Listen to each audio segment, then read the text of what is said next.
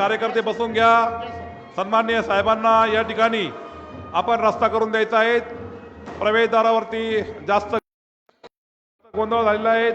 सगळ्यांना विनंती करतो की आपण शांततेचं सहकार्य या ठिकाणी करायचं आहे. छत्रपती शिवाजी महाराज की जय भवानी. चला सगळे बसून घ्या. आपल्या खुर्च्यावरती बसून घ्या. व्यासपीठावर मान्यवरांशिवाय कोणी यायचं नाही. कोणाला रे कोणाला कोणाला. आदित्यजी ठाकरे साहेब यांचं या ठिकाणी मनपूर्वक महाराज की हार्दिक स्वागत. हार्दिक स्वागत. साहेबांना त्या ठिकाणी खुर्ची उपलब्ध करून द्यायची आहेत. साहेबांची खुर्ची त्या ठिकाणी लावण्यात आलेली आहे. वादांतरी बंद करा. बाकी बसून घ्या. बसून घ्या. बसून घ्या. जिथे जागा मिळेल तिथे बसून घ्या. साहेबांना एक रस्ता द्यायचा आहे करून इथं वरती येण्यासाठी. वादांतरीवाले वादांतरी बंद करा. वाद्य बंद. अधिकारी शांततेत बसून घ्या. सन्माननीय युवा सेनेचे प्रमुख आदित्यजी ठाकरे साहेब यांचं या ठिकाणी मी हार्दिक मनपूर्वक स्वागत करतो. त्यांच्या सोबत महाराष्ट्र राज्याचे विधान परिषदेचे विरोधी पक्षनेते सन्माननीय अंबादासजी दानवे दादा यांचं पण या ठिकाणी हार्दिक स्वागत आहे. जिल्हा प्रमुख राजूभाऊ राठोड यांचं पण या ठिकाणी हार्दिक स्वागत आहे.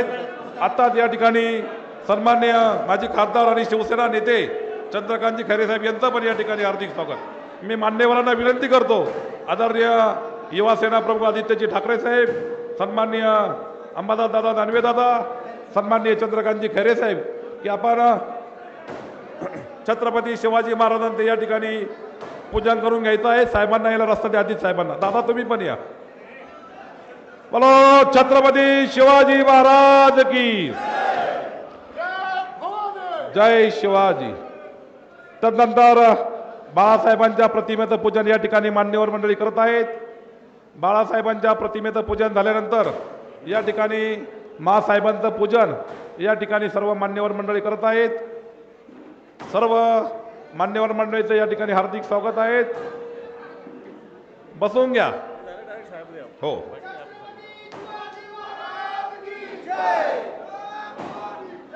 सर्व मान्यवरांना समोर जागा दिलेल्या आहेत. आपण सगळ्यांच्या ठिकाणी जागेवर चला. या ठिकाणी एक अर्ध्या मिनिटामध्ये आदरणीय आदित्यजी ठाकरे साहेबांचं स्वागत आणि उपस्थित सर्व मान्यवरांचं स्वागत शिवसेनेचे पदाधिकारी या ठिकाणी करत आहेत. युवा सेनेचे पदाधिकारी आणि तदनंतर एक मिनिट साहेब. आदित्य साहेब एक मिनिट बघतो. महिला आघाडीच्या 2-3 पदाधिकारी या ठिकाणी येत आहेत. चतुर्थी वाणी यांना विनंती आहे त्यांनी या ठिकाणी पूजनासाठी समोर यायचं आहे.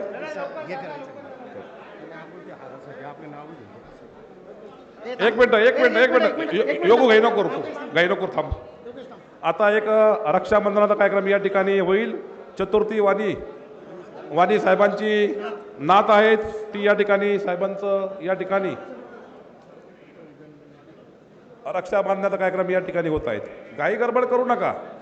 कार्यकर्ते पदाधिकारी आपण शांततेचं सहकार्य करायचं आहे.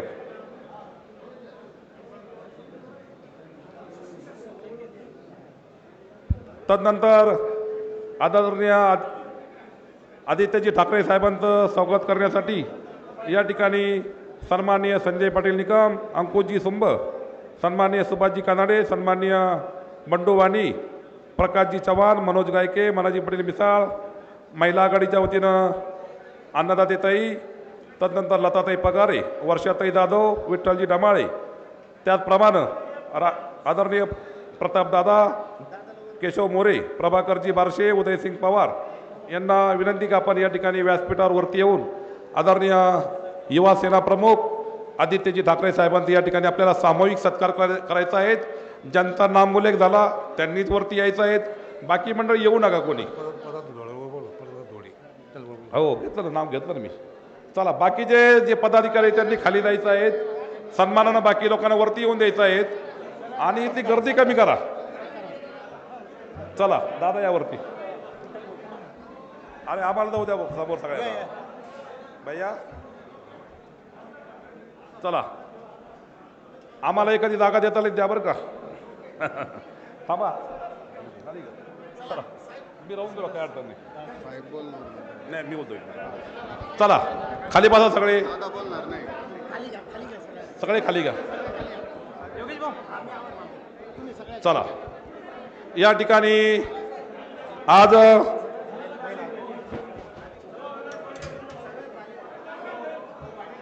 वरची गर्दी कमी करायची आहे. चला दादाच्या सूचना आहे, एक फोटो घ्या, वरची गर्दी कमी करायची आहे. चला एक फोटो घेऊन चला या खाली या. हो आज आपल्या या वैदापूर गंगापूर विधानसभा मतदारसंघामध्ये महाराष्ट्र स्वाभिमान सभेच्या निमित्तानं युवा सेनेचे प्रमुख सन्माननीय आदित्यजी ठाकरे साहेबांचं या ठिकाणी आगमन झाले आहेत. उपस्थित सन्माननीय युवा सेना प्रमुख आदित्यजी ठाकरे साहेब, महाराष्ट्र राज्य विधान परिषदेचे विरोधी पक्षनेते सन्माननीय नामदार अंबादास दानवे साहेब, आपले शिवसेना नेते माजी खासदार सन्माननीय चंद्रकांतजी खैरे साहेब, शिवसेनेचे मराठवाडा सचिव सन्माननीय पटवर्धन साहेब, शिवसेनेचे जिल्हा प्रमुख सन्माननीय राजूभाऊ राठोड, सर्व उपस्थित मान्यवर, राष्ट्रवादी काँग्रेसचे सर्व पदाधिकारी या ठिकाणी मोठ्या संख्येने येत आहेत, त्यांचंही या ठिकाणी स्वागत आहेत. राष्ट्रवादी काँग्रेसच्या शरद पवार साहेबांच्या गटाचे सगळे आमचे पदाधिकारी सन्माननीय मंजारी पाटील गाढे तालुका प्रमुख, त्यांच्या नेतृत्वाखाली सगळी मंडळी या ठिकाणी उपस्थित झालीत. त्यांचंही या ठिकाणी वेलकम आहे, स्वागत आहेत. त्यांना या ठिकाणी बसून घेण्याची मी विनंती करतो. या ठिकाणी आदरणीय आदित्यजी ठाकरे साहेबांना मी या गंगापूर वैदापूर मतदारसंघाच्या वतीने या ठिकाणी आश्वासन देतो की महाराष्ट्र राज्यामध्ये गद्दारी झाल्यानंतर या वैदापूर गंगापूर विधानसभा मतदारसंघामध्ये साहेब आपला दुसरा ते तिसरा दौरा आहे आणि तुमच्या भावना या सर्व आमच्या वैदापूर गंगापूर तालुक्यातील तमाम मतदार या ठिकाणी निश्चितपणे जाणून घेत आहेत. मी एकच आपल्याला आश्वस्त करतो की आज साहेब गोकुळ अष्टमीचा दिवस आहे. भगवान श्रीकृष्णाचा जन्म साहेब आज या ठिकाणी झालेला आहे, तो पवित्र दिवस आजचा आहे आणि कंसरूपी राक्षसाने या ठिकाणी मोठा नरसंहार या भूतलावर या ठिकाणी केलेला होता आणि त्याला गाडण्यासाठी या ठिकाणी भगवान श्रीकृष्णाने या ठिकाणी जन्म घेतला होता आणि म्हणून येणाऱ्या विधानसभा निवडणुकीमध्ये आपल्या शिवसेना उद्धव बाळासाहेब ठाकरे पक्षाला ज्यांनी धोका दिला त्या गद्दाराला आगामी काळामध्ये या ठिकाणी होणाऱ्या विधानसभेच्या निवडणुकीमध्ये आमच्या वैदापूर गंगापूर तालुक्याची या ठिकाणी मतदार बंधू आणि भगिनी या ठिकाणी याच वैदापूर गंगापूरच्या जमिनीत गाडल्याशिवाय राहणार नाही असा शब्द आज मी आदरणीय आदित्यजी ठाकरे साहेबांनी या ठिकाणी देतो. आदरणीय अंबादास दादा दानवे यांनी फक्त अर्धा मिनिटाचा प्रस्ताव या ठिकाणी करण्याचं सांगितलेलं आहे आणि कन्नडची सभा अजून या ठिकाणी बाकी आहेत. म्हणून जास्त न बोलता परत एकदा मी आपल्या सगळ्या उपस्थितांच्या वतीने या ठिकाणी आदरणीय आदित्यजी ठाकरे साहेबांनी सर्व प्रमुख पदाधिकाऱ्यांनी या ठिकाणी मनपूर्वक हार्दिक हार्दिक स्वागत करतो आणि माझं 1 मिनिटाचं प्रस्ताव या ठिकाणी संपवतो. जय हिंद, जय महाराष्ट्र. यानंतर मी आदरणीय आदित्यजी ठाकरे साहेब यांना विनंती करतो की आपण कृपया व्यासपीठावर येऊन या सभेला संबोधित करायचं आहे. तुमचे विचार ऐकण्यासाठी जवळजवळ 2 ते 2.5 घंट्यापासून ही जनता या ठिकाणी थांबलेल्या आहेत. सगळ्यांना विनंती करतो की आपण आहे त्या जागेवरती या ठिकाणी बसून घ्यायचं आहे. सन्माननीय आदित्यजी ठाकरे साहेब. जय महाराष्ट्र, जय महाराष्ट्र. मला माहिती आहे येण्यात थोडा उशीर झाला आहे. आम्ही सकाळपासून वेगळ्या वेगळ्या तालुक्यांमध्ये अशाच कार्यकर्ता मेळाव्यांना संबोधित करत आहोत. भेटीगाठी सुरू आहेत. येताना मध्ये एका शेतावर देखील उतरलो होतो आणि मला वाटतं हेच महत्त्वाचं आहे की आज जे आपण करत आहोत, जो संवाद साधत आहोत, हा संवाद आपण लोकसभेच्या आधी देखील साधला होता. त्याच्या आधी निष्ठा यात्रा झाली होती. सरकार असताना तर अनेकदा मी इथे आलेलो आहे, पण सरकार गेल्यानंतर देखील आपण असं सांगत होतं की 2 ते 3दा मी इथे आलेलो आहे. कधी बाहेर चौकात सभा झाली, कधी रोड शो झालाय, हे सगळं झालेलं आहे. काय झालं रे? हां ठीक आहे, त्यांच्या माध्यमातून आपण बाहेर पण जातो. थोडं फोटोग्राफरने थोडं बसून घ्या, बाकी चालतं. तुमच्या फोनमध्ये मी नाही येतं. ठीक आहे, ठीक आहे, आता दिसतोय का? पण त्यावेळी मी पण तुम्हाला एक जी गोष्ट सांगत होतो ती अत्यंत महत्त्वाची होती आणि आज देखील तेच महत्त्व ह्या महाराष्ट्र स्वाभिमान सभेला आहे. त्यावेळीची लढाई होती आपली, निष्ठा यात्रेत असेल किंवा त्याच्यानंतर लोकसेवेच्या वेळी असेल, ही लढाई आपली तशी काही सोपी नव्हती. लढाई करताना दोन्ही बाजू जर एकच असेल, एकाच वजनाच्या असतील, तर ती लढाई आपण एक फेअर ग्राउंड मानतो. पण एका बाजूला भाजप होती, सगळं काही त्यांच्याकडे होतं. ईडी, IT, CBI, पोलीस, सगळी यंत्रणा, निवडणूक आयोग, आणि त्याच बाजूला दुसऱ्या बाजूला आपण इंडिया आघाडी होतो, म्हणजे आपण काँग्रेस आणि राष्ट्रवादी काँग्रेस आणि आपले मित्रपक्ष. आपली लढाई ही या देशातल्या लोकशाहीसाठी होती, आपली लढाई या देशातल्या संविधानासाठी होती, जे संविधान महामानव डॉक्टर बाबासाहेब आंबेडकरांनी लिहून दिलं.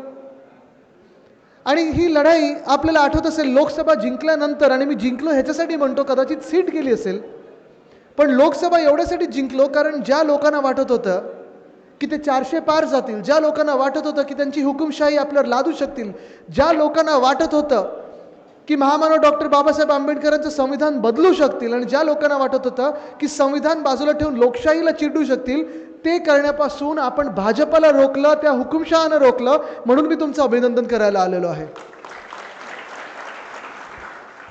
कदाचित तुम्हाला वाटेल की अरे आदित्य परत तेच बोलतोय, परत निवडणुकीचं का बोलतोय? पण एक लोकसभा निवडणूक निघून गेली, हुकुमशहाला आपण रोखून घेतलं तिथे. त्यांची 240 वर भाजपचे आकडे जे आहेत खासदारकीचे ते तिथे अडवले. आणि हे सगळं झाल्यानंतर देखील सगळ्यात महत्त्वाची निवडणूक आता आपल्या आयुष्यातली ही येणारी निवडणूक आहे, म्हणजे विधानसभेची निवडणूक आहे. आपण ठरवलं पाहिजे की विधानसभेची निवडणूक देखील आपलीच झाली पाहिजे, विधानसभेत आपलाच विजय झाला पाहिजे. अनेकदा आपण विचार करतो की होय मला गावात रस्ता करायचा आहे म्हणून मी अमुकाला खासदार करीन, अमुकाला आमदार करीन. होय मला इथे पिण्याच्या पाण्याचा प्रश्न आहे म्हणून अमुकाला मी आमदार करीन किंवा जिल्हा परिषदवर नेईन. पण ही निवडणूक नुसतं वॉटर गटर मीटरवर नाही आहे. ही निवडणूक फक्त गावातल्या रस्त्याबद्दल नाही आहे. ही निवडणूक कोण आपल्याला इथून काय सांगून जातं त्याच्याबद्दल नाही आहे. ही निवडणूक आपल्या गेल्या 5 वर्षातल्या संपूर्ण एक्सपिरियन्सबद्दल आहे, संपूर्ण जे काही आपण डोळ्यासमोर बघितलेलं आहे अनुभवाबद्दल आहे. 5 वर्ष म्हणजे 2019 पासून आत्तापर्यंत 24 पर्यंत आपण पाहत आलो. 2 वर्ष ही आपली महाविकास आघाडीची आणि 2 वर्ष ही आत्ता ह्या मिंदे सरकारची, खोके सरकारची.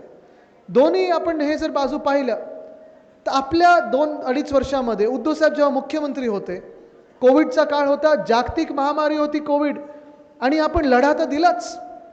आणि उद्धवसाहेबांचं जे नेतृत्व होतं त्यावेळीचं, त्याचं कौतुक फक्त आपल्या देशात नाही तर जागतिक पातळीवर वर्ल्ड हेल्थ ऑर्गनायझेशन म्हणजे जागतिक आरोग्य संस्था जी आहे त्यांनी पण केलं होतं की महाराष्ट्र मॉडेल हे जगाने पाहिलं पाहिजे. पण आज आपण पाहत आहोत, आज काही आता पत्ता नाही. सगळे जे काही लक्ष आहे ते कॉन्ट्रॅक्टवर आहे, टेंडरवर आहे, कॉन्ट्रॅक्टवर आहे, पण जनतेवर कुठेही लक्ष नाही आहे. आत्ता शेतात थांबलो होतो आम्ही, एका बांधावर गेलो होतो आत्ता, आणि सहज विचारलं की काय परिस्थिती आहे. जे उत्तर सगळीकडे मिळतं ते मला इथे पण मिळालं. इथे मला शेतकरी बांधव किती जरा हात वरती करून दाखव. सगळे तुम्ही शेतकरी आहात? खोटे शेतकरी नाहीत ना, खरे शेतकरी आहेत? पक्षांनी बोलवलेले शेतकरी नाहीत ना, खरे शेतकरी आहेत, ओरिजिनल. म्हणजे मिंदेंसारखे नाही आहेत ना तुम्ही, ओरिजिनल आहात. आज जे मला उत्तर मिळालं तेच मी तुम्हाला विचारतोय. आपलं शेती जी चाललेली आहे सगळं काही नीट आहे का, बरं आहे का? हे 50 खोकेवाले जसं एकदम ओके बोलतात तसं सगळं काही एकदम ओके आहे का? का नाही ओके? शेतमालाला भाव आहे, महागाई आहे, परवडतं सगळं? आता मला तुम्ही सांगा, आम्ही जेव्हा शहरात एखादं भाजीपाला घ्यायला जातो, फळ घ्यायला जातो किंवा काही तुमच्या शेतातलं घ्यायला जातो, थोडी जर किंमत इकडे तिकडे झाली की आम्ही बोंबाबोंब सुरू करतो, अरे हे सगळं महागलंय, ते सगळं महागलंय. पण तुम्ही जेव्हा बोलता की खतावर GST आहे, खताचा भाव वाढत चाललाय, कोणी तुमचं ऐकतंय का? गेल्या 2 वर्षात परिस्थिती जी बिकट होत चाललेली आहे, काल परवाकडेच मी वाचत होतो, काही काही जिल्ह्यांमध्ये तर जणू काय प्रत्येक आठवड्यात एक आत्महत्या होते. पण ही सगळी परिस्थिती पाहून तुमच्याकडे कोणीतरी सांगायला तरी येते का सरकारमधून की बाबांनो आम्ही तुमच्या सोबत आहोत? ह्या राज्याचे कृषी मंत्री कोण आहेत ऐकलेत का कोणी? नाव माहिती आहे का? पाहिलंय का कधी? आपल्या जिल्ह्यात आलेत का? तालुक्यात आलेत का? बांधावर आलेत का? कधीच नाही आलेत. आता येतील निवडणूक आले की घराघरा फिरतील, मग काहीतरी माझा लाडका शेतकरी अशी योजना काढतील. पण हे सगळं जे चालू आहे ह्याची तुलना आपल्या 2 वर्षाबरोबर करा, 2.5 वर्षाबरोबर करा. आपल्या 2.5 वर्षाच्या काळामध्ये महाविकास आघाडीचं सरकार असताना जेव्हा 2019मध्ये उद्धवसाहेब मुख्यमंत्री बनले होते, लगेचच त्यांनी कर्जमुक्ती जाहीर केली. 2 लाखापर्यंत ज्यांची कर्ज ह्या महाराष्ट्रात होती, ज्या शेतकऱ्यांची कर्ज होती, ती कर्ज मुक्त करून दाखवली. हे आपलं सरकार होतं. खरं बोलतोय ना मी? खोटं बोलतोय का? खरं आहे ना मी बोलतोय ते? मला आठवतं तो दिवस, मला आठवतो नागपूरचं अधिवेशन होतं आणि उद्धवसाहेबांनी सगळ्या अधिकाऱ्यांना बोलून घेतलं होतं. ते देखील आले आणि सगळ्या अधिकाऱ्यांनी सांगितलं होतं की उद्धवसाहेब सांगा, तुम्ही मुख्यमंत्री आहात, तुमच्या मनात काय आहे, कोणाला मदत करायची, कोणासाठी मदत करायची, सगळे जे काही आर्थिक मदत करायची, तरतूद करायची, ती कशासाठी करायचे. आणि उद्धवसाहेबांनी सांगितलं होतं की मी निवडणुकीच्या वेळी शेतकऱ्यांना शब्द दिलेला आहे की मला कर्जमुक्ती करायची, माफ नाही, गुन्हेगाराला पण माफ करतो, कर्ज माफी नाही तर कर्जमुक्त करायचं आहे आणि ते मला माझा पहिला निर्णय म्हणून ते करायचं. काही काही राजकीय मंडळी आजूबाजूला होती, ते गालातल्या गालात हसायला लागले की अरे हा काय माणूस आहे, याला राजकारण कळतं का? तर उद्धवसाहेबांनी विचारलं काय झालं, काय इथे काय गडबड चालू रे? तर उद्धवसाहेबांनी विचारलं काय गडबड, काय नक्की काय झालं, तुम्ही का गालातले गालात हसताय? अधिकाऱ्याने विचारलं तुमच्या चेहऱ्यावरचं प्रश्नचिन्ह काय? तर त्या राजकीय मंडळींनी सांगितलं साहेब ठीक आहे, तुम्ही आत्ता मुख्यमंत्री झालात, मागच्याच आठवड्यात शपथविधी झाली आहे, तुमचं मन राजकीय नाही आहे, तुम्ही जे असली राजकारणी लोक असतात तसे नाही आहेत, तुम्ही पॉलिटिशियन ज्याला बोलतात तसे नाही आहेत, तुम्ही प्रत्येक गोष्टीत राजकारण नाही ना, तुम्ही एकदम मनातून विचार करता, हृदयातून विचार करता. ठीक आहे, तुम्ही आत्ता कर्जमुक्ती करायची, पण हे सगळे खेळ साहेब निवडणूक जवळ आली की करायचे असतात, आत्ता नसतं करायचं, अजून आपल्या निवडणुकीला 5 वर्ष आहेत. आणि उद्धव साहेबांनी सांगितलं मी राजकारणी नाही आहे, मी कुटुंब प्रमुख म्हणून मला ओळख माझी हवी आहे, मला माझ्या जनतेचं काम करायचं, मी जो शब्द दिलेला आहे तो पाळणार आणि पहिलाच निर्णय कर्जमुक्तीचा घेणार. तो घेतला, ते आपण काम करून दाखवलं. तसंच मला आठवतं कोविडच्या काळी देखील अर्थचक्र राज्याचं आपलं बंद पडलं होतं, पण जेव्हा जेव्हा आपल्यावर काही संकट आलं असेल, काही आपत्ती आली असेल, मग गारपीट असेल, सततचा पाऊस असेल, कधी दुष्काळ असेल, जी काही मदत आपण करू शकलो ती केली. आपण नुसतं पंचनामे करून सोडून नाही दिलं, 5 रुपयाचे 10 रुपयाचे चेक देऊन सोडून नाही दिलं. विमा कंपन्यांवर दबाव आणला आपण की विमा ज्यांनी घेतला तुम्ही त्यांना मदत त्यांनी केलीच पाहिजे. तसंच नुकसान भरपाई जी सरकारमधून मिळाली पाहिजे ती मिळालीच पाहिजे आणि त्यावेळी मिळाली होती. पण आजचे 2 वर्ष आपण पाहतोय, जेव्हा जेव्हा मी बांधावर गेलोय, एक तर कृषी मंत्री कोण आहे हे माहिती नसतं, कृषी मंत्री कधी तिथे फिरकले नसतात, घटनाबाह्य मुख्यमंत्र्यांना काही पडलेली नसते, सगळं काही खर्च हा होर्डिंग बॅनरवर होतो. पण आज आपण पाहतोय आज शेतकरी त्रस्त झालेले आहेत. आणि हेच नाही तर केंद्र सरकार असो, राज्य सरकार असो, भाजप आणि मिंदे ह्याच्यामध्ये काही फरक नाही आहे, हे आपल्याला जाणून घेणं गरजेचं आहे. कदाचित उद्या निवडणूक लागेल, अजून निवडणूक कधी लागेल हे कोणाला माहिती नाही, कारण निवडणूक आयोगाला अजून भाजपकडून परवानगी मिळाली नाही की महाराष्ट्रात निवडणूक लावा. त्यांनी हरियाणामध्ये लावलेली आहे, त्यांनी काश्मीरमध्ये लावलेली आहे, पण महाराष्ट्र आणि झारखंडात अजून निवडणूक लावलेली नाही आहे. आणि हेच तुम्हाला सांगायचं आहे की हीच ती भाजप आहे. कालच आपण पाहिलं असेल, कंगना रनौत त्यांच्या खासदार आहेत, त्यांनी सांगितलं आहे की जे शेतकरी आंदोलनानं बसलेले तिथे दिल्लीच्या बॉर्डरवर, तुम्ही पाहिलं असेल सगळ्यांनी, हरियाणातले शेतकरी होते, पंजाबमधले शेतकरी होते, उत्तर प्रदेशमधले शेतकरी होते, आपल्या महाराष्ट्रातून काही शेतकरी त्यांना पाठिंबा द्यायला गेले होते. त्या शेतकऱ्यांना भाजप अतिरेकी बोलून झाले, नक्षलवादी बोलून झाले, माओवादी बोलून झालं, त्यांच्यावर लाठीचार्ज करून झालाय, अश्रुधूर सोडून झालाय, गोळीबार करून झालाय. पण अजून त्यांच्या मनातला राग, भाजपाच्या मनातला राग शेतकऱ्यांबद्दलचा हा काही जात नाहीये. कालच कंगना रनौत बोललेले आहेत की शेतकरी तिथे बसले होते, तिथे रेप चालले होते आणि मर्डर चालले होते. आपण जर सगळे शेतकरी असाल तर हे तुम्हाला वाक्य मान्य आहे कंगना रनौतचं? तुम्हाला जे भाजपा अतिरेकी बोलतं, तुम्हाला जे माओवादी बोलतं, जे अर्बन नक्सल बोलतात, जे सांगतात की तिथे शेतकरी आंदोलनामध्ये रेप चालू होते, मर्डर चालू होते, हे सगळं तुम्हाला मान्य आहे? आणि मग तुम्ही विचार केला पाहिजे की तुम्ही या निवडणुकीमध्ये, येत्या निवडणुकीमध्ये चुकूनही भाजपला मतदान करू शकाल का? जे आपल्या शेतकऱ्यांना, जे अन्नदात्याला अतिरेकी बोलतात, नक्षलवादी बोलतात, वेगळी नावं ठेवतात, लाठीचार्ज करतात, त्यांना आपण शेतकरी म्हणून कधीही माफ करू शकणार नाही. आणि हाच पक्ष आहे भाजप, ज्यांनी लोकसभेच्या आधी कांद्यावर निर्यात बंदी लावली होती. तुम्ही आंदोलन केलं तेव्हा पहिली कांद्याची निर्यात बंदी उठवली, ती गुजरातमध्ये उठवली आणि त्याच्या 1 महिन्यानंतर इथे महाराष्ट्रात उठवली. का हा दुजाभाव सतत चालू असतो आपल्या राज्याबरोबर? का आपल्याला अशी हे सतत वागणूक मिळत असते की जणू काही आपलं काही महत्वच नाही या देशामध्ये, ह्या पूर्ण आपल्या भारतामध्ये? भाजपच्या डोळ्यात आपण महाराष्ट्र म्हणून का एवढ्या कमी भावावर असतो? का आपली किंमत एवढी कमी लेखतात?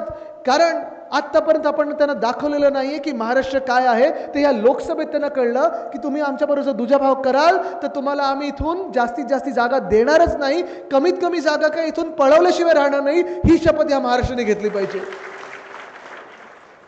पण असं आपल्या शेतकऱ्यांबरोबर दुजाभाव होतो, कृषी क्षेत्रात आपल्या दुजाभाव होतो महाराष्ट्रासोबत, तसंच उद्योग क्षेत्र देखील काही पुढे आणि भलं काही चाललं नाही. उद्योग क्षेत्रामध्ये आपल्या महाराष्ट्रात साधारणपणे 250 ते 200 आमदार असे आहेत जे सत्ताधारी पक्षामध्ये बसलेले आहेत.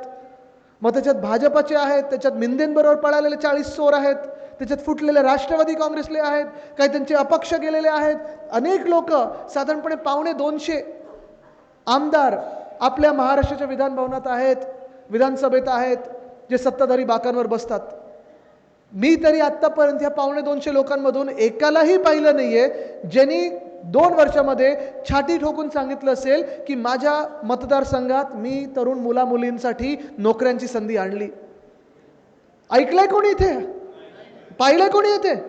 त्या 250 आमदारांमधून जे सत्ताधारी आमदार आहेत, सत्तेच्या बाकावर बसलेले आहेत, त्यांची स्वतःची प्रगती झाली, अनेक लोकांची प्रगती झाली. मग स्थानिक गद्दारांची प्रगती झाली असेल, अनेक वेगळ्या लोकांची प्रगती झाली.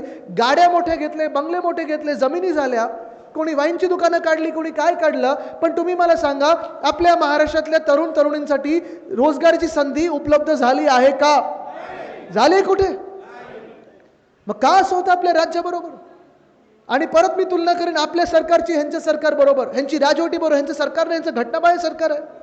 पण तुलना करायची झाली तर आपलं जेव्हा सरकार होतं, महाविकास आघाडीचं जेव्हा सरकार होतं, तेव्हा जून 2020 पासून जून 2022 पर्यंत 6.5 लाख कोटीची गुंतवणूक आपण आपल्या राज्यात आणण्यात यशस्वी ठरलो होतो. गुंतवणूक आणली आपण, नोकऱ्यांच्या संध्या उपलब्ध करून दिल्या आपण, स्थानिक भूमिपुत्रांना 80% नोकऱ्या मिळणार हा देखील कायदा आपण करून दाखवला होता. आणि हे सगळं चालू असताना अनेक मोठ्या कंपन्या, मग वेदांता फॉक्सकॉन असेल, बल ड्रग पार्क असेल, मेडिकल डिव्हाइस पार्क असेल, एअरबस टाटा असेल, हे सगळं आपण महाराष्ट्रात खेचून आणत होतो. वरती पण केंद्र सरकार मोदी साहेबांचं होतं, बहुमताचं सरकार होतं. पण आत्ताच असं होत आहे, आता वरती पण सरकार त्यांचं आहे, खालती पण राजवट त्यांची आहे.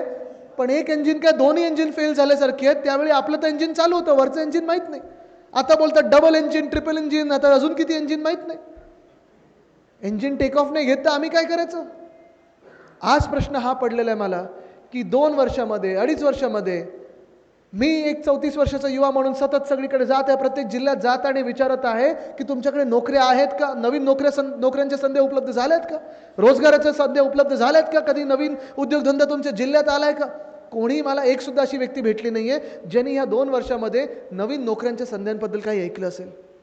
हे दुर्दैव आपल्या महाराष्ट्राचं. आणि का हे असं घडवत आहेत काय माहीत?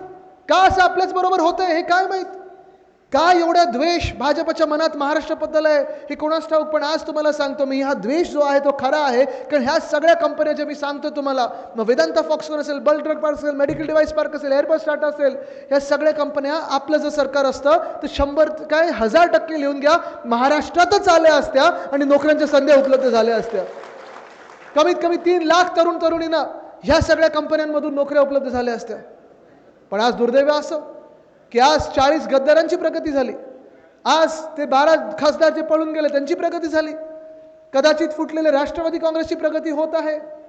पण आज माझ्या महाराष्ट्राची प्रगती काही होत नाहीये. कारण प्रत्येक ठिकाणी स्पीड ब्रेकर काय, गतिरोधक काय, प्रत्येक ठिकाणी भिंत उभी केलेली आणि त्या भिंतीवरनं उडी मारणं हे खूप कठीण झालेलं आहे.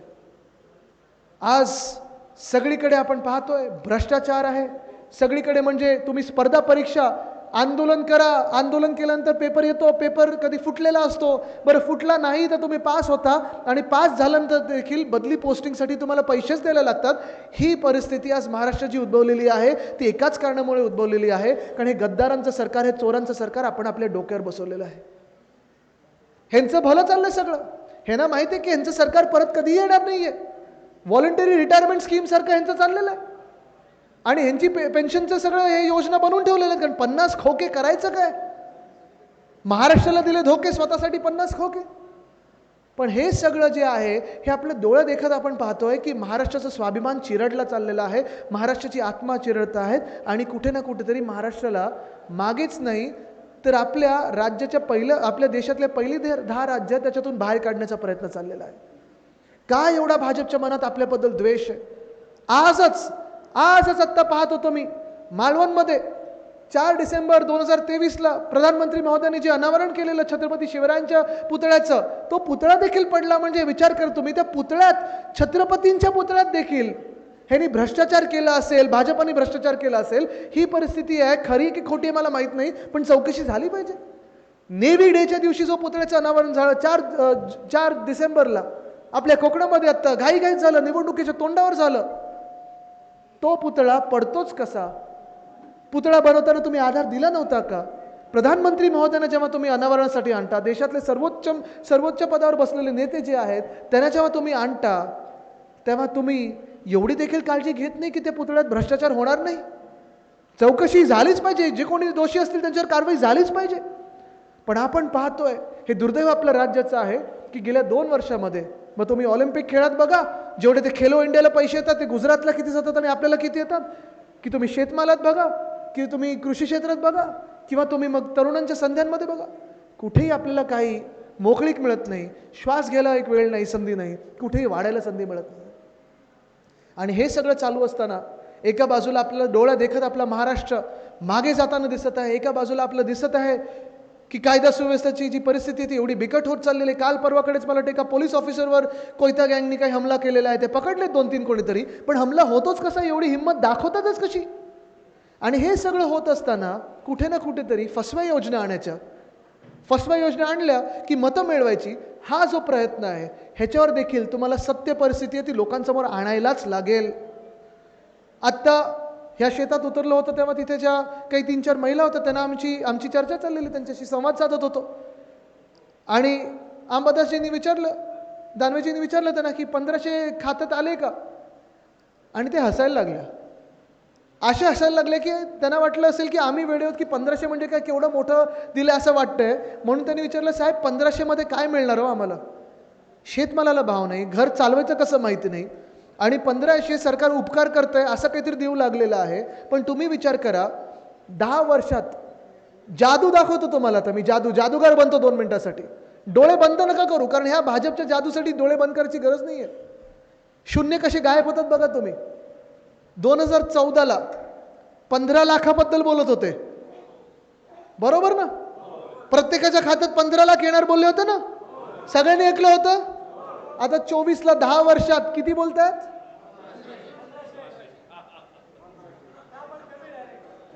शून्य झाले ना गायब.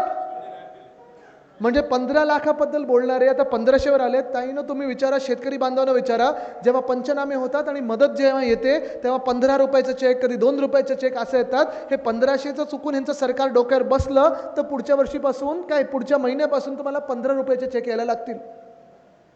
15 रुपयाचे चेक यायला लागतील. हे निर्लज्ज सरकार आहे.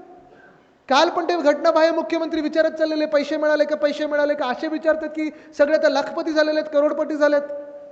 कदाचित त्यांच्या मनात ते असेल, ते जसं आमदारांना विचारत होते ना, खोके मिळाले का, तसं सगळीकडे विचारत चाललेले. असे मुख्यमंत्री मी पहिल्यांदा पाहिलेत. पैसे मिळाले, पैसे.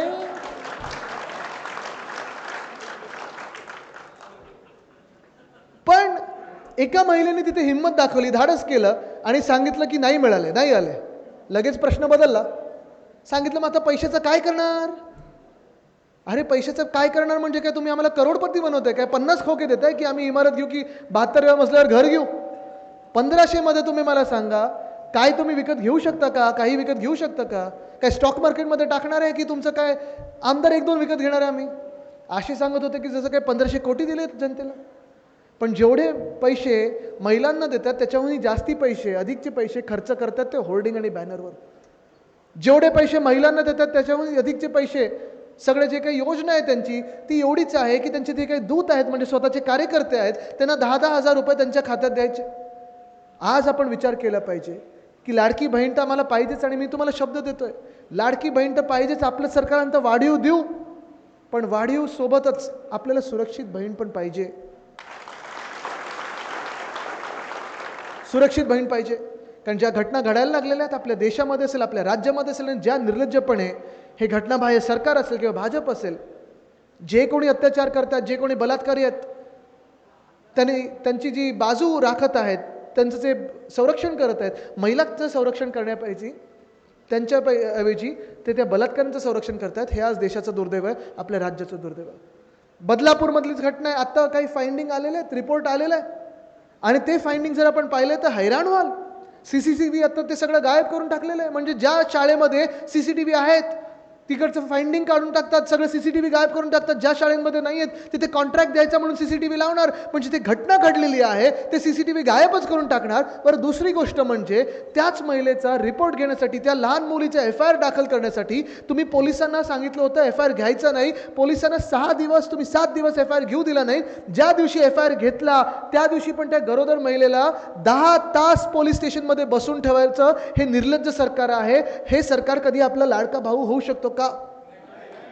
होऊ शकतो का? म्हणजे ह्या मुख्यमंत्र्यांना वाटतं की जे आंदोलन करायला स्थानिक जनता उतरली होती हे सगळे राजकीय नेते होते आणि बाहेरून लोक आणलेले. तसेच किसन कातोरे भाजपचे आमदार ते देखील सांगतात की हे आंदोलन जे बदलापूरमध्ये झालं हे राजकीय होतं आणि हे भाजपच्या विरुद्ध होतं. अरे, बलात्काराच्या विरुद्ध होतं, भाजपच्या विरुद्ध नव्हतं. ते तुमचे लोक जरी असले तरी आम्ही विकृतीच्या विरुद्ध आहोत. आम्ही तसं कुठच्याही राजकीय पक्षांवर बोट न दाखवता जो कोणी तो विकृत माणूस असेल त्याला फाशी द्या, ही आमची मागणी आहे. मग तिथे एक वामन म्हात्रे नावाचे एक स्थानिक त्यांचे आहेत गँग लीडर, त्यांचे कोण मिंदी गटाचे, त्यांनी सांगितलं, त्यांनी एका पत्रकाराला विचारलं, तू कशी विचारतेस जसं की तुझ्यावरच रेप झालाय? ही भाषा होऊ शकते का? हे लाडके भाऊ होऊ शकतात का? 1500 मध्ये आपल्याला हे पटवून देऊ शकतात का की हे आपले लाडके भाऊ झालेत? कुठचं राज्य आहे? महाराष्ट्र आहे, आपला पुरोगामी महाराष्ट्र. आणि आपल्या महाराष्ट्रामध्ये शाहू फुले आंबेडकरांचा महाराष्ट्र, आणि ह्या महाराष्ट्रामध्ये जर महिलांवर कोणी हात उचलला, कोणी अत्याचार करण्याचा प्रयत्न केला किंवा बलात्कार करण्याचा प्रयत्न केला तर एक तर महिलांमध्ये त्यांना 5 मिनिटं सोडून द्या किंवा भर चौकात फाशी द्या. हीच आपली भूमिका राहिली पाहिजे, हेच आपलं धोरण राहिलं पाहिजे. जी आपण प्रेरणा घेतो, जे आपण बोलतो जय भवानी जय शिवाजी, जय भवानी आपण पहिलं बोलतो, ती भवानी माता, ते रूप आपलं दिसलं पाहिजे. आज महाराष्ट्र म्हणून ते रूप दाखवणं गरजेचं आहे. आणि तेच रूप दाखवण्यासाठी आपण उद्धव साहेबांचं जेव्हा नेतृत्वाखाली सरकार होतं तेव्हा आपण शक्ती कायदा आणला होता. 2020 मध्ये तो शक्ती कायदा मांडला, 21 मध्ये पारित केला. तो शक्ती कायदा त्यावेळीचे जे भाजपाल होते, राज्यपाल मी म्हणत नाही, भाजपचीच भूमिका घ्यायची, भाजपाल कोश्यारी साहेब, त्यांनी तो शक्ती कायदा घेतला आणि पाठवला राष्ट्रपती महोदयांकडे. तुम्ही विचार करा, 2021 निघून गेलं, 2022 निघून गेलं, 2023 निघून गेलं, तर 2024 ऑगस्ट संपत आलेला आहे, पण राष्ट्रपती महोदयांकडून अजून सही झालेली नाहीये. का नाही सही होत ह्याच्यावर? हा काय कायदा भाजपच्या विरोधात आहे की हा कायदा मेंदेंच्या विरोधात आहे? हा कायदा महिलांवर जो अत्याचार करतो, बलात्काराचा प्रयत्न करतो किंवा जो बलात्कार करतो त्याच्या विरोधात कायदा आहे. कायद्याला आपण शक्ती देत आहोत आणि म्हणून शक्ती कायदा त्याचं नाव केलेलं आपण. पण आज आपण पाहत आहोत की भाजपाला महाराष्ट्राबद्दल द्वेष एवढा आहे की महिलांच्या हितात देखील एक कायदा बनत असेल तरी तो त्यांनी पाठवला राष्ट्रपती महोदयांकडे आणि तिथे जाऊन प्रलंबित राहिलेला आहे 3 वर्ष. असाच तो कायदा प्रलंबित आहे. आपण न्यायाची अपेक्षा करायची तरी का आणि कशी आणि कोणाकडून? भाजपाकडून कशी न्यायाची अपेक्षा करू शकतो आपण? मला आठवतं काही वर्षांपूर्वी गुजरातमध्ये एक रेप झाली होती. बिल्किस बानो नावाची बाई होती, महिला होती, तिच्यावर रेप झाला. तो रेप होत असताना तिच्या डोळ्यात देखत तिच्या तरुण मुलीला, लहान मुलीला डोकं फोडून चिरडून मारून टाकलं होतं. त्या बलात्कारानं, त्या अत्याचारी लोकांना सुप्रीम कोर्टाने सजा सुनावली होती, जन्मठेपेची सजा सुनावली होती. आणि ती जन्मठेप संपायच्या आधीच गुजरातमधल्या भाजपा सरकारने ह्या बलात्कारांना बाहेर आणलं, त्यांची आरती ओवाळली, त्यांना गळ्यात हार घातले आणि अभिमानाने त्यांना गावात सगळीकडे फिरवलं प्रचारासाठी भाजपाच्या. असलं भाजप हे आपलं लाडकं भाऊ होऊ शकतं का? जी महिलांची कदर करत नाही, महिलांचा आदर करत नाही. ठीक आहे, बिल्किस बानोची जातपात धर्म कुठचाही असेल, पण आपल्यावर जी शिकवण आहे वंदनीय हिंदू सम्राट बाळासाहेब ठाकरेंची ती हीच आहे की जात पात धर्म न बघता ज्यांनीही बलात्कार केला असेल त्याला भर चौकात फाशीच झाली पाहिजे, तर आणि तरच तुम्ही लाडके भाऊ असू शकता, नाहीतर तुम्ही भाऊ मानण्याचे तुमची लायकी नाही. पण तसेच प्रधानमंत्री महोदय कर्नाटकामध्ये गेले. एक रेवण्ण नावाचा एक राक्षस आहे तिथे, 2500 महिलांवर त्यांनी बलात्कार केले आहेत, अत्याचार केलेले आहेत आणि व्हिडिओ केलेला आहे त्याचा. 2500. त्याच्या प्रचारासाठी प्रधानमंत्री महोदय गेले, त्याला जिंकून आणण्याचा प्रयत्न केला, त्याला पळवून नेण्यासाठी देखील भाजपाने मदत केली होती आणि अजूनही मला वाटतं त्याला अटक जी काही जशी व्हायला पाहिजे तशी झालेली नाही आहे. मुद्दा हाच राहतो की जी भाजपा सतत अशा लोकांचं पाठराखण करत असते, संरक्षण करत असते, त्या भाजपला आपण आपला लाडका भाऊ मानू शकतो का? नाही मानू शकत. हे सरकार आपण पाहतोय एवढं निर्लज्ज झाले, निर्दयी झालेलं आहे की जे घटनाबाह्य मुख्यमंत्री आहेत, जेव्हा बदलापूरमध्ये आंदोलन सुरू होतं, सगळ्या लाडक्या बहिणी तिथे रेल रोको करत होत्या, पोलिसांना त्यांनी लाठीचार्ज करायला लावला आणि स्वतः मुख्यमंत्री होते त्यांच्या फार्म हाऊसवर, जिथे 3-3 हेलिकॉप्टर जातात. अजून रस्ता नाही आहे पण हेलिकॉप्टर जातात. आणि गृहमंत्री राज्याचे माहिती आहेत का कोण आहेत? ऐकून नाही आलं? कोण कोण ते कुठे होते माहिती का तुम्हाला? नागपूरला नव्हते, महाराष्ट्रातच नव्हते. बदलापूरचं आंदोलन होत असताना गृहमंत्री महोदय दिल्लीत होते, राजकीय चर्चा करायला गेले होते, फिरकलेही नाहीत बदलापूरमध्ये. मग आपण न्याय कोणाकडून मागायचा आणि मग न्यायाची अपेक्षा कोणाकडून करायची? ही सगळी परिस्थिती आपल्या डोळ्यासमोर ठेवल्यानंतर तुम्ही ठरवायचं आहे की जे चाललं आहे ते मान्य आहे की तुम्हाला बदल घडवायचा आहे.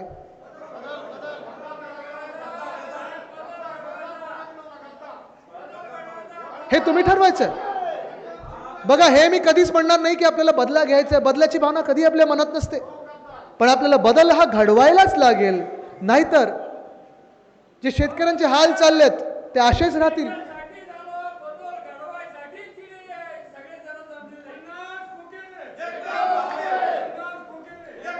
मी तुम्हाला सांगतोय, आज जो महाराष्ट्राचा स्वाभिमान चिरडला चाललेला आहे, स्वाभिमान, आत्मा, अस्मिता आपली चिरडली जात आहे, ती भाजपच्याच हातात राहिली. महाराष्ट्राची धुरा जर या मिंद्यांच्या हातात राहिली तर आपलं महाराष्ट्र म्हणून हे नाव पुसून टाकतील. तुम्हाला ठरवायचं आहे की तुम्हाला कोणाच्या महाराष्ट्रात राहायचं आहे. बदल हा घडवायलाच लागेल आणि तो बदल घडवण्यासाठी तुम्ही तयार राहायला पाहिजे, कारण बदल घडवणारे तुम्ही सगळे आहात. ही जनता जनार्दन आहे, तुमच्या हातात ती ताकद आहे. निवडणूक जेव्हा लागेल तेव्हा लागेल, नोव्हेंबरमध्ये लागेल असं म्हणतात. गणपतीचे सण आहेत, नवरात्रीचे सण आहेत. आपल्याला काळजी घेणं गरजेचं आहे की सणावारी कुठेही हे भाजपवाले व्हॉट्सॲपच्या मार्फत, सोशल मीडियाच्या माध्यमातून कुठेतरी बातमी पसरून, कुठेतरी अफवा पसरून आपल्यामध्ये वाद निर्माण करण्याचा प्रयत्न करतील. मग एकतर हिंदू मुस्लिम वाद निर्माण करण्याचा प्रयत्न करतील, जाती जातीमध्ये वाद निर्माण करण्याचा प्रयत्न करतील, समाजामध्ये वाद निर्माण करायचा प्रयत्न करतील, तालुक्यांमध्ये वाद निर्माण करण्याचा प्रयत्न करतील. आपल्याला ठरवायचं आहे की आपण त्यांच्या आमिषाला, त्यांच्या धमकवण्याला, त्यांच्या या खोटारडेपणाला बळी पडणार आहोत की महाराष्ट्र म्हणून स्वाभिमानाने उठणार आहोत. तुम्ही ठरवायचं आहे, तुम्ही ठरवायचं आहे. कारण जर ताकद आपली पाहिजे असेल, जर आपल्याला आपलं राज्य जपायचं असेल, जोपासायचं असेल, आपला स्वाभिमान जोपासायचा असेल, तर मग आपल्याला त्या जोपासण्यासाठी, आपल्याला तो स्वाभिमान राखण्यासाठी आपल्याला सर्वांना एकत्र यायला लागेल. आपण 5 लोक, 5 वेगळ्या धर्माचे असू, 5 वेगळ्या जातींचे असू, 5 वेगळ्या तालुक्यातले असू, ही 5 बोटं आहेत, 5 बोटांनी काही होऊ शकत नाही. पण जर आपण एकत्र वज्रमूठ म्हणून आलो, मूठ आपण एकत्र केली, तर ही ताकद आहे जे सरकारला हलवू शकतं. जे तुम्ही दिल्लीतल्या सरकारला हलवून दाखवलेलं आहे, या महाराष्ट्रातल्या राजवटीला घालवू शकता. हा आत्मविश्वास तुमच्यात पाहिजे. आणि म्हणून मी तुम्हाला विचारतोय, जे चाललं आहे ते मान्य आहे की बदल घडवायचा आहे? जे चालले आहे ते तसं चालू द्यायचं की आपण बदल घडवायचा आहे? जे चाललं आहे निर्लज्जपणा, तो आपण स्वीकारत आहोत की आपण आपल्या स्वाभिमानासाठी एकत्र येणार आहोत? आणि स्वाभिमानासाठी एकत्र येणार असू तर आपल्यामध्ये आता वाद नको, आपल्यामध्ये आता गैरसमज नको. सर्वांनी एक येऊन आपल्या महाराष्ट्राच्या स्वाभिमानासाठी लढायचं आहे. धन्यवाद.